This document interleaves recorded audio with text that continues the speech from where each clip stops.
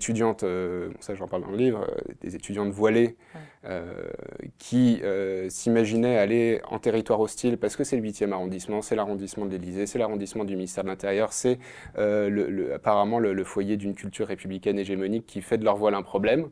Se disaient, certaines d'entre elles, pas toutes, se disaient on va se faire bâcher, ça va être affreux. Moi-même, je ne savais pas trop quoi répondre, enfin en tout cas la première année à ça.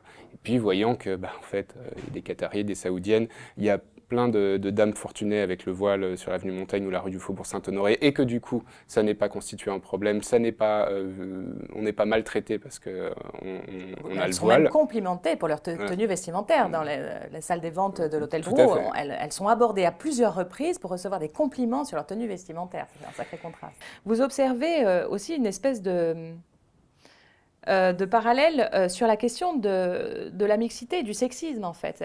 Contre toute attente, on croit toujours que c'est dans le 9-3, dans le 93, que les femmes sont maltraitées. De fait, probablement, elles ne sont pas toujours très bien.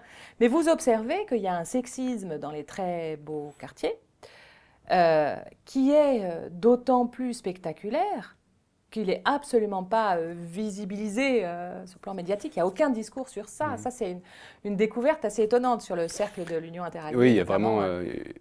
effectivement, les étudiants découvrent un petit peu, et moi avec, découvrent un peu ébahis des restrictions au droit de vote des femmes qui semblent assez étonnantes, un peu archaïques. Enfin, c'est rare de trouver une organisation associative, syndicale, politique qui fait ce genre d'interdiction. Ouais. Et la deuxième découverte par-dessus, c'est que, on en a encore des exemples avec les polémiques de cet été, c'est pas ce sexisme-là qui met en avant. On va interdire les burkinis sur la plage, on va pas mettre le nez dans le cercle de l'Union interalliée où se trouvent par ailleurs des hauts fonctionnaires de la République, des ministres, etc. Tous ces gens qui sont supposés représenter ce qu'on appelle, et on ne sait pas trop ce que ça veut dire, mais les valeurs de la République. Là, on ne s'offusque pas, on le voit comme une particularité à la limite un peu folklorique et rigolote du fait que les femmes n'ont pas le droit de vote, et ça, effectivement, est complètement invisibilisé. Donc en plus, les étudiants, effectivement, donc, perçoivent la puissance du sexisme dans ces milieux-là, et en même temps, l'espèce de double standard médiatique, politique, qui préside à la représentation de ces existences-là et des leurs. Puisque effectivement, on va plutôt, dès lors qu'on parle de sexisme, on va plutôt s'intéresser à leur quartier.